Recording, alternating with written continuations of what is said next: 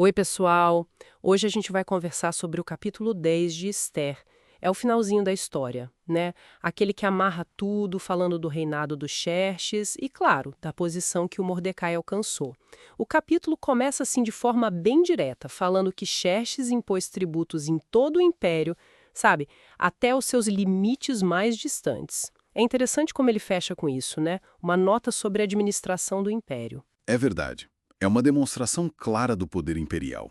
Essa cobrança de tributos em larga escala. Isso diz muito. O fascinante aqui é pensar no que isso revela sobre, tipo, a organização, a extensão, a máquina administrativa do Império Persa naquela época. Era algo grandioso, né? Com certeza, e falando em registro, em poder, o texto menciona que os feitos dos Xerxes e também a grandeza do Mordecai que o rei promoveu, tudo isso estava documentado nos anais dos reis da Média e da Pérsia. Isso é importante, né? Ah, fundamental. Pensa bem, esses registros oficiais, os anais, eles eram a validação histórica da coisa toda, não era só fofoca, era história oficial. E isso, claro, dava um peso enorme para a posição que o Mordecai tinha alcançado. Isso levanta uma questão interessante. Como é que a história era contada e confirmada naquele tempo, né? Pela ótica do poder. Exato. A perspectiva oficial sancionada pelo Estado. E essa validação é o que nos leva ao ponto seguinte, que eu acho que é o ápice da história do Mordecai. Aqui é onde fica realmente interessante, eu acho. O versículo 3 diz que Mordecai, o judeu, era o quê? O segundo em comando, logo abaixo do rei Xerxes. Exatamente. Pensa na trajetória dele. Do quase extermínio a essa posição. É extraordinário.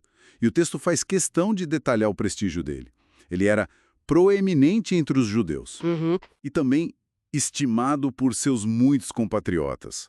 Ou seja, ele tinha poder, mas mantinha a conexão com o povo dele. Sim, isso é muito forte. Não era só um cargo alto, ele era respeitado pela própria comunidade. E o texto explica por quê, né? E isso diz que ele trabalhou para o bem do seu povo e defendeu o bem-estar de todos os judeus.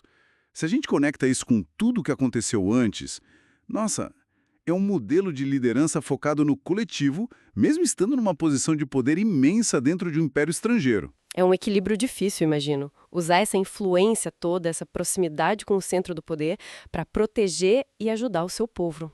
É. É inspirador, de certa forma. Pois é, ele não esqueceu de onde veio nem do perigo que eles enfrentaram. Pelo contrário, usou a posição para garantir a segurança deles. É a reviravolta completa que a gente vê no livro, consolidada nesse finalzinho. Então, resumindo o que esse capítulo 10 nos traz. A gente vê a força dos Xerxes reafirmada, a importância desses registros históricos para legitimar os fatos, mas principalmente a figura do Mordecai, consolidado ali como um líder estratégico, respeitado e que usou seu poder para o bem da sua comunidade. Exatamente. Ele não é só um sortudo que escapou da forca. Ele é apresentado como alguém que agiu ativamente pelo seu povo. É uma imagem muito positiva que fica dele. E isso deixa a gente com uma reflexão, talvez. O que significa, na prática, um líder trabalhar pelo bem do seu povo? Especialmente alguém como Mordecai, numa posição tão alta, dentro de um sistema complexo, potencialmente hostil.